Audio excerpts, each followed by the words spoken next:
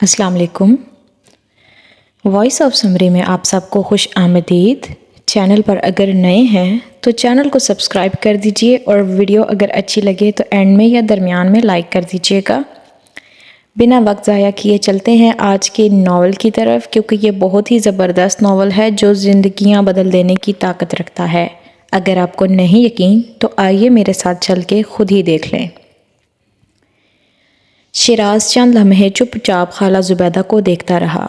फिर उसने उनके हाथ से नोट ले लिए और अपने वॉलेट निकालकर बेहद नाराज़गी के आलम में नोट उसमें रखते हुए बोला, ठीक है, उसे ये पैसे नहीं चाहिए तो ना सही, मैंने पहले ही उसे ज़्यादा रकम भिजवाई थी, लेकिन अब अगर वो चाहती है कि मैं 2 सस्ती सी चूड़ियों के लिए उसे लाखों रुपए भिजवाऊँ तो ये तो मैं नहीं कर सकता। लेकिन बहरहाल खाला, आप गवाह रहिएगा कि मैंने चूड़ियों के पैसे भिजवाए थे। बिल्कुल ज़ुबैदा, याद रखना ये बात, ये इतने कमीने लोग हैं कि इन 2 चूड़ियों को 1000 जगह दोहराएंगे।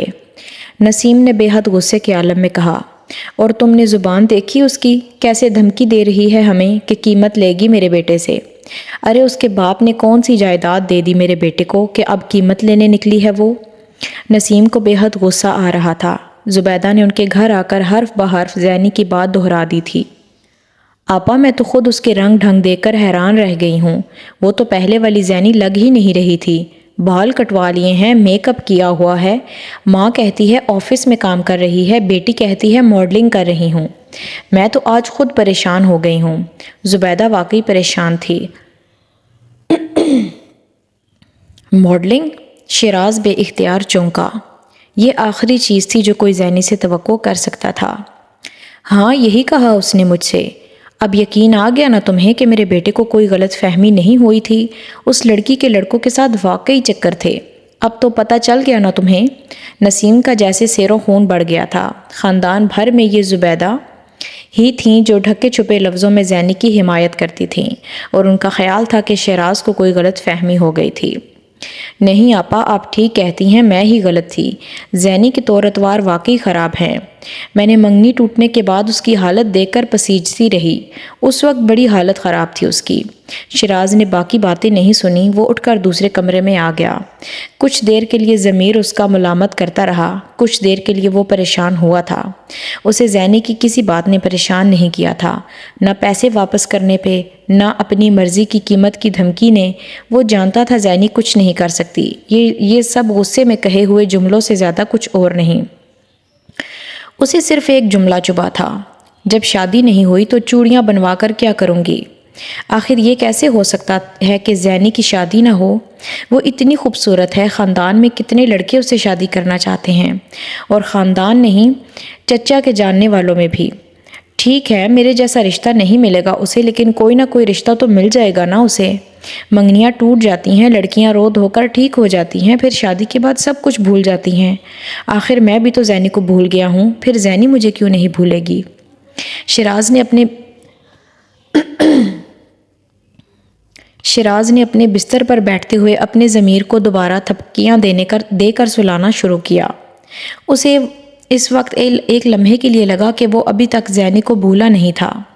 कुछ न कुछ था जो कभी न कभी उसे बेचैन कर देता था, मगर वो कभी ये मानने पर तैयार नहीं था कि ये मोहब्बत थी। वो अब सिर्फ़ और सिर्फ शीना सईद नवाज से मोहब्बत करता था। उसने जैसे खुद को याद दिलाया और एक अजीब सी खुशी महसूस की। देखा, मैं कहता था ना कि मैं ज़ैनी से अब मोहब्बत नहीं करता, अब शीना से मोहब्बत करता हूँ।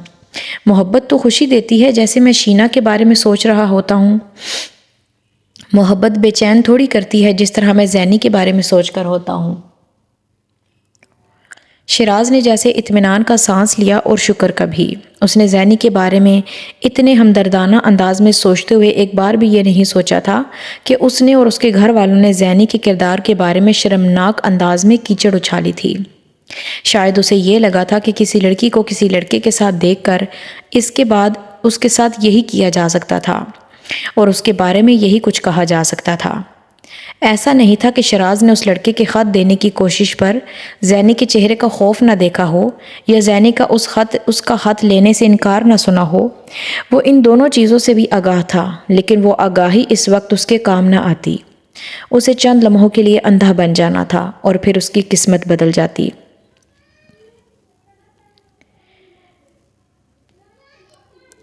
رشتے کے ٹوٹنے پر خود پر کوئی حرف آئے بغیر اور کوئی سوالیہ نشان بنے بغیر توڑ پانا۔ اسے صرف یہ اندازہ نہیں ہوا تھا کہ اس ڈور کو توڑنے کی کوشش میں اس نے زینی کی انگلیاں کاٹ ڈالی تھیں۔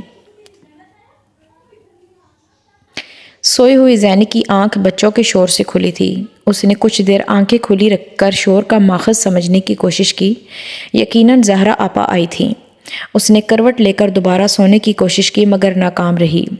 زہرا صحن میں نفیسہ کے پاس بیٹھی روتے ہوئے کچھ کہہ رہی تھی۔ زینی اٹھ کر بیٹھ گئی۔ یہ اندازہ لگانا اس کے لیے مشکل نہیں تھا کہ اب کیا مسئلہ ہوگا۔ پھر کوئی نیا جھگڑا، پھر کوئی نیا مطالبہ۔ اس بار کافی مہینے گزر گئے تھے خیریت سے، اور اسے خود حیرانی تھی کہ اتنے مہینے نعیم بھائی کی طرف سے کسی مطالبے کے بغیر کیسے گزر گئے تھے۔ وہ اٹھ کر باہر آ گئی اور اسے دیکھتے ہی نفیسہ کی برہمی اور زہرا کے آنسوؤں میں اضافہ ہو گیا تھا۔ پھر نکال دیا سسرال والوں نے یا کسی نئے مطالبے کے ساتھ بھیجا ہے آپ کو؟ یہ سب تمہاری وجہ سے ہو رہا ہے۔ تم سے بار بار کہہ رہی تھی کہ چھوڑ دو یہ سارے کام، لیکن نہیں، تم بہنوں کے گھر تباہ کروا کر چھوڑو گی۔ نفیسہ نے طیش میں اس کو مخاطب کر کے کہا۔ اچھا، یعنی اس بار میری ماڈلنگ کا بہانہ بنا کر آپ کو نکالا ہے؟ اس نے اطمینان سے صحن میں کھیلتی بچیوں کی طرف جاتے ہوئے کہا۔ اب دوبارہ آپ واپس اس گھر میں مت جائیں۔ کیا ہے وہاں پر جس کے لیے اتنی ذلت اٹھا رہی ہیں؟ 800 روپیہ ماہانہ، وہ میں آپ کو دے دوں گی، آپ یہیں رہیں۔ میں تمہارے سامنے ہاتھ جوڑتی ہوں زینی، یہ سب کچھ چھوڑ دو۔ ابھی انہوں نے مجھے گھر سے صرف نہیں نکالا، صرف دھمکایا ہے، لیکن وہ نکال دیں گے مجھے۔ میری بیٹیوں کی زندگی خراب ہو جائے گی۔ زہرا آپا نے روتے ہوئے اس کے سامنے ہاتھ جوڑے۔ آپ میرے سامنے ہاتھ نہ جوڑیں، میں نے اپنے باپ کی نہیں مانی تو آپ کی کیسے مانوں گی؟ اس نے بے حد صاف گوئی اور دو ٹوک لفظوں میں کہا۔ لیکن آپ سے یہ ضرور کہتی ہوں کہ آپ کی بیٹیوں کی زندگی کو کچھ نہیں ہوگا۔ اس نے پلٹ کر زہرا آپا سے کہا۔ امی آپ کیوں نہیں سمجھاتی اسے؟ زہرا پھوٹ پھوٹ کر رونے لگی۔ یہ شیراز کا بدلہ ہم سے کیوں لینے لگی ہے؟ پہلے شیراز کی وجہ سے اس کا دماغ 7ویں آسمان پر تھا کہ اس کا منگیتر تو سرکاری افسر بننے والا ہے، یہ سرکاری افسر کی بیوی بنے گی۔ زینی نے پلٹ کر تعجب سے بہن کو دیکھا۔ یہ کب ہوا تھا کہ اس کے انداز میں اس کی اپنی ذات کا غرور، اپنے غرور کا شائبہ ہوا تھا؟ ایسا غرور جس کا وہ آج حوالہ دے رہی تھی۔ سرکاری افسر کی بیوی؟ اس نے تو ذہن میں کبھی اس چیز کے بارے میں سوچا ہی نہیں تھا۔ وہ تو شیراز کی بیوی بننا چاہتی تھی، چاہے شیراز جو مرضی ہو۔ وہ عہدے کے پیچھے پاگل نہیں ہوئی تھی، وہ محبت میں خوار ہو رہی تھی۔ اور اب اگر منگنی ٹوٹ گئی ہے تو اس نے آسمان سر پر اٹھا لیا ہے۔ اتنی خود سر ہو گئی ہے یہ، اور ابو اس کو روک کیوں نہیں رہے؟ میرے گھر کو کچھ ہوا نا امی تو یہ سب کچھ زینی کی وجہ سے ہوگا۔ میں ساری زندگی اسے معاف نہیں کروں گی۔ زینی نے جواب میں کچھ نہیں کہا، وہ پلٹ کر کمرے میں چلی گئی۔ اپنے بستر پر جا کر دوبارہ لیٹتے ہوئے اسے یاد آیا، پہلے ہمیشہ زہرا آپا کے اس طرح گھر آنے پر وہ بھی ان کے ساتھ رونا دھونا شروع کر دیتی تھی، پھر نمازوں کے ساتھ وظیفے شروع ہو جاتے تھے۔ آج ایسا کچھ نہیں ہوا تھا۔ وہ اطمینان سے اندر آ کر بستر پر لیٹ کر سونے کی کوشش کرنے لگی تھی۔ کیا میں واقعی بے حس ہو گئی ہوں؟ اس نے بے اختیار اپنے آپ سے پوچھا۔ شاید، اس نے جیسے خود ہی جواب دیا اور آنکھیں بند کر لیں۔ زینب کہاں تھی یار؟ میں کب سے ڈھونڈ رہا ہوں تمہیں۔ فاران اسے دیکھتے ہی تیر کی طرح اس کی طرف آیا اور پھر اس نے زینی کو اپنے ساتھ لپٹا لیا۔ وی کٹ دا ڈیل، اس نے کہا لگاتے ہوئے زینی کو مبارکباد دی۔ زینی نے اسے الگ ہوتے ہوئے حیرانی سے اسے دیکھا۔ کون سی ڈیل؟ تم بہت لکی ثابت ہوئی ہو میرے لیے، وہ اس کے ساتھ چلتے ہوئے کہہ رہا تھا۔ زینی کو کچھ چبھا۔ وہ اب اسے اس انٹرنیشنل برانڈ کے بارے میں بتا رہا تھا جس کی کمپین کے لیے اس نے 2 دن پہلے اسے چند لوگوں سے ملوایا تھا۔ کاسمیٹک برانڈ پہلی بار کسی ملک میں کسی اسٹیبلش ماڈل یا ایکٹریس کو لینے کے بجائے ایک نئے چہرے کو لے رہا تھا۔ اس کا کمپین کے لیے ابتدائی بجٹ 1 کروڑ تھا۔ فرحان کو ملنے والی یہ اب تک کی سب سے بڑی کمپین تھی۔ تم کو اندازہ ہی نہیں ہے کہ برانڈ کو انٹروڈیوس کروانے کے لیے کون کون مر رہا تھا۔ یہ تمہیں وہ لائف سٹائل دے گی، ایک بہت شاندار لائف سٹائل۔ ایک بار یہ کمپین لانچ ہو جائے تو تم ایک کیٹ واک کے لیے اتنے پیسے لوگی جتنی ٹاپ کی ماڈلز اتنے سالوں سے لے رہی ہیں۔ یہ برانڈ تمہاری ایک ایک چیز کا خیال رکھے گا۔ فرحان اسے تفصیل بتا رہا تھا۔ وہ اب اس کے آفس میں داخل ہو گئے تھے۔ تمہاری وارڈروب، تمہاری اسٹائلسٹ، تمہارا ہیئر اسٹائلسٹ، تمہاری ڈریس ڈیزائنر، تمہاری ایکسیسریز، تمہاری بیوٹیشین سب وہ ہائر کریں گے، تم صرف ان کو ریپریزنٹ کرو گی۔ کافی ملے گی؟ زینب نے کہا، وہ صوفے پر بیٹھ گئی تھی۔ ہاں ہاں، آج سب کچھ ملے گا۔ فرحان نے انٹر کام اٹھا کر اپنی سیکریٹری کو کافی کے ساتھ ریسٹورنٹ سے کچھ دوسرے سنیکس منگوا کر بھیجنے کے لیے کہا۔ زینی بیگ سے ہیئر برش نکال کر اپنے بالوں میں برش کرنے لگی۔ نہ صرف یہ بلکہ پورا 1 سال تمہاری ساری کاسمیٹکس وہی دیں گے اور اس کی مالیت بھی لاکھوں میں ہے۔ فرحان نے اس کے پاس بیٹھتے ہوئے سلسلہ کلام جوڑا۔ لنچ کہاں سے منگوا رہے ہو آج؟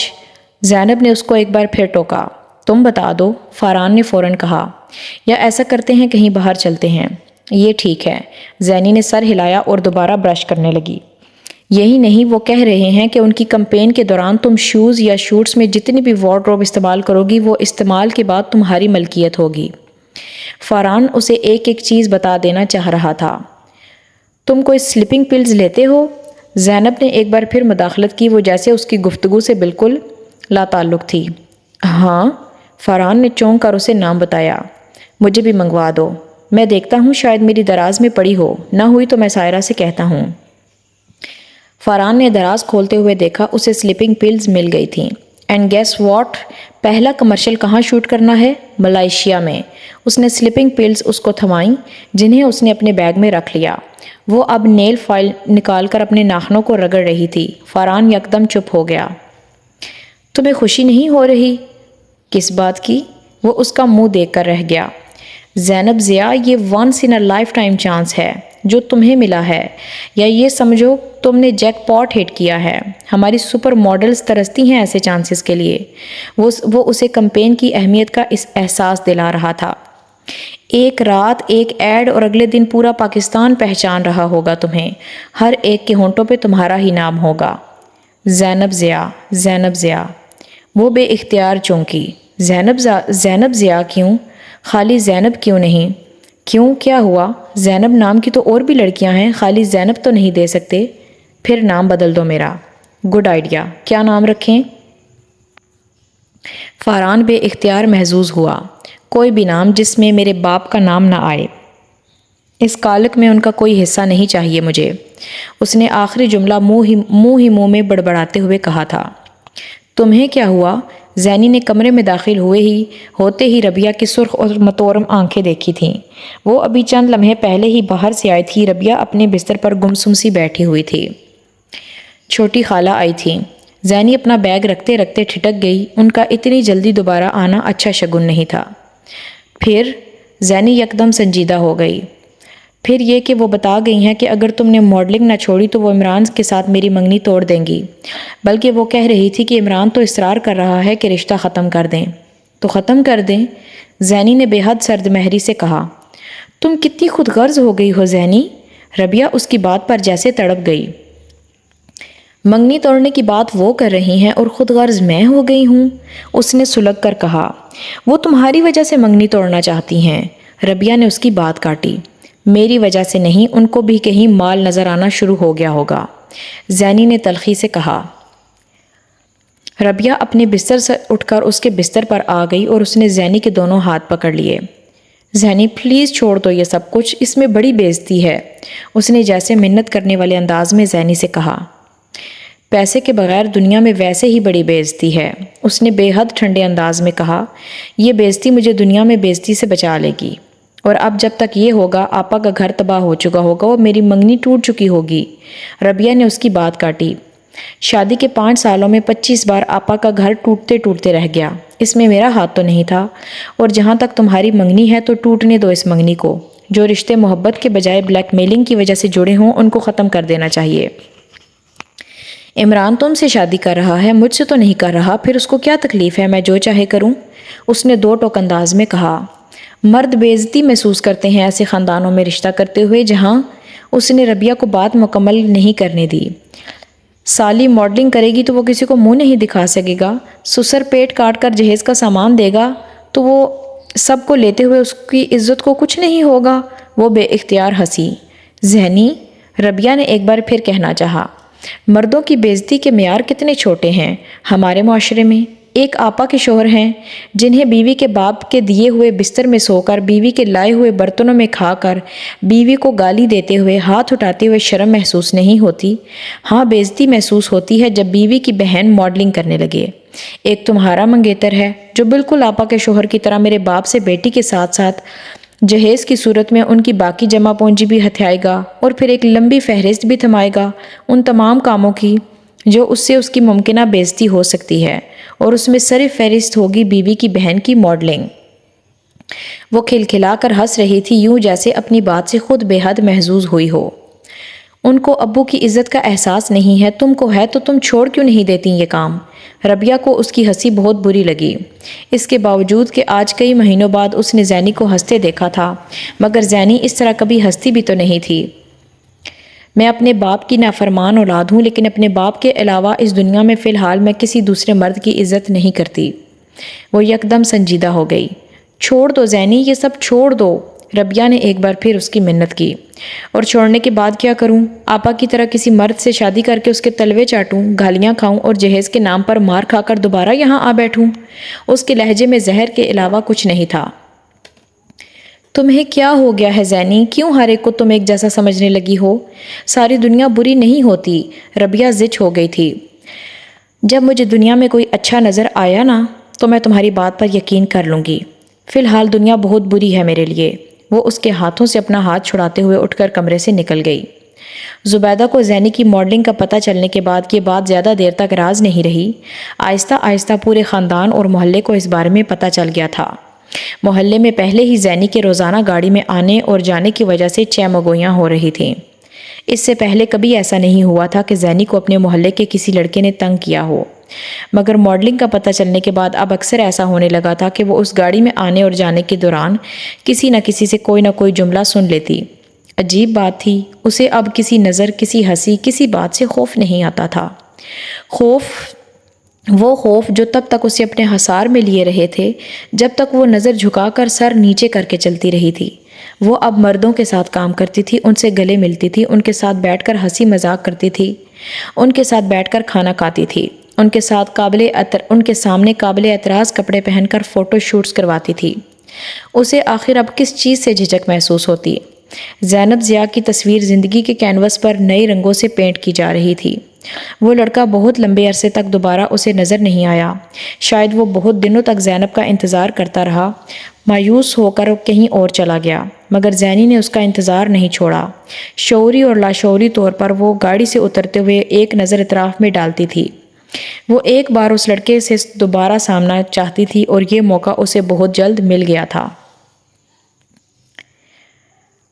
ایک لمبے عرصے کے بعد اس نے بالآخر گھر واپس آتے ہوئے اسے اس دن وہیں دیکھا تھا جہاں وہ ہمیشہ اس کا انتظار کیا کرتا تھا۔ وہ گاڑی میں تھی اور اس نے اپنے اندر جیسے لاوا پھوٹتے محسوس کیا تھا۔ ڈرائیور نے گاڑی روک دی۔ زینی نے اپنا بیگ کھول کر چند نوٹ نکالے اور ڈرائیور کے ہاتھ میں تھماتے ہوئے کہا، یہ لڑکا دیکھ رہے ہو؟ زینی نے اس لڑکے کی طرف اشارہ کیا۔ جی۔ ڈرائیور نے کچھ چونک کر اس لڑکے کو دیکھا جو خود بھی اب اس گاڑی کی طرف متوجہ تھا، یا اس نے شاید زینی کو بھی دیکھ لیا تھا۔ یہ تنگ کرتا ہے مجھے، ابھی میں اتروں گی تو یہ میرے پیچھے آئے گا۔ میں چاہتی ہوں تم اس کی اتنی مار لگاؤ کہ یہ دوبارہ اس محلے میں آنے کی جرت نہ کرے۔ اس نے ڈرائیور کو ہدایت کی اور گاڑی سے اتر گئی۔ وہاں گلی میں کچھ اور لڑکے بھی کھڑے تھے اور انہوں نے ہمیشہ کی طرح زینی کو دیکھ کر ہلکی سی سیٹیاں بجائیں اور ہنستے ہوئے کچھ جملے کسے۔ روز یہاں سے گزرتے ہوئے اب اس کا استقبال اسی طرح ہوتا تھا۔ پہلے ان میں سے کوئی زینی کو نظر اٹھا کر نہیں دیکھتا تھا۔ وہ ضیاء صاحب کی بیٹی تھی اور اس کی عزت کرنے کے لیے یہی حوالہ کافی تھا۔ اس کی شیراز کے ساتھ منگنی ہو جانے کے بعد وہ اس محلے میں اور بھی قابل احترام ہو گئی تھی۔ وہ محلے کے ہی ایک دوسرے ایسے لڑکے سے منسوب تھی جو صرف اپنے خاندان کا نہیں، اس محلے کا بھی سب سے قابل لڑکا تھا، جس کی تعلیمی کامیابیوں کی وجہ سے 5ویں جماعت کے وظیفے کے امتحان سے اس کی تصویریں اخباروں میں سب دیکھ چکے تھے اور سب جانتے تھے کہ وہ افسر بننے والا تھا یا بالآخر بن جاتا۔ اور پھر جو بھی تھا جو زینب ضیاء کی طرف نظر اٹھا کر بھی دیکھتا، اس کے باوجود کہ سب اسے محلے کی حسین ترین لڑکی سمجھتے تھے، بہت سے شراز پر صرف اسی ایک وجہ سے رشک کرتے تھے۔ اور اب وہ ضیاء صاحب کی بیٹی تو تھی، لیکن اپنے منگیتر کا متروکہ اثاثہ، جسے کسی لڑکے کے ساتھ پکڑا گیا تھا۔ اور جس کا حسن بہت جلد اخباروں اور ٹی وی کی زینت بننے والا تھا۔ وہ اب کسی کی عزت نہیں تھی، صرف ایک ماڈل تھی، اور زینی کو یقین تھا آج وہ لڑکے اس لڑکے کو اس کے پیچھے گلی میں جاتا دیکھتے تو آج نہ صحیح کل صحیح مگر شبے کا شکار ضرور ہوتے، اور پھر اس کے پیچھے صرف ایک لڑکا نہیں آتا، کوئی بھی کبھی بھی اٹھ کر اس کے پیچھے چل پڑتا۔ اس کا اندازہ بالکل ٹھیک تھا، اس لڑکے نے اس کا تعاقب کیا تھا، وہ خاموشی سے چلتی رہی، وہ بھی بڑے اطمینان سے اس کے پیچھے چلتا رہا۔ زینب اب لڑکوں کے اس گروپ کے پاس پہنچنے والی تھی، اور پہلی بار وہ لڑکا کچھ کنفیوز ہوا۔ اس نے اس سے پہلے گلی میں اس جگہ لڑکوں کا اتنا جھمگٹا نہیں دیکھا تھا، نہ ہی اس سے پہلے یہاں کھڑے اکا دکا لڑکوں کو کبھی زینی پر آوازیں کستے سنا تھا۔ آج وہ واضح طور پر زینی کو جملے کستے ہوئے آوازیں لگا رہے تھے۔ وہ دور سے بھی یہ سب بے حد آسانی سے دیکھ اور سمجھ رہا تھا، اور یہ سب اس کی سمجھ میں نہیں آئی تھی۔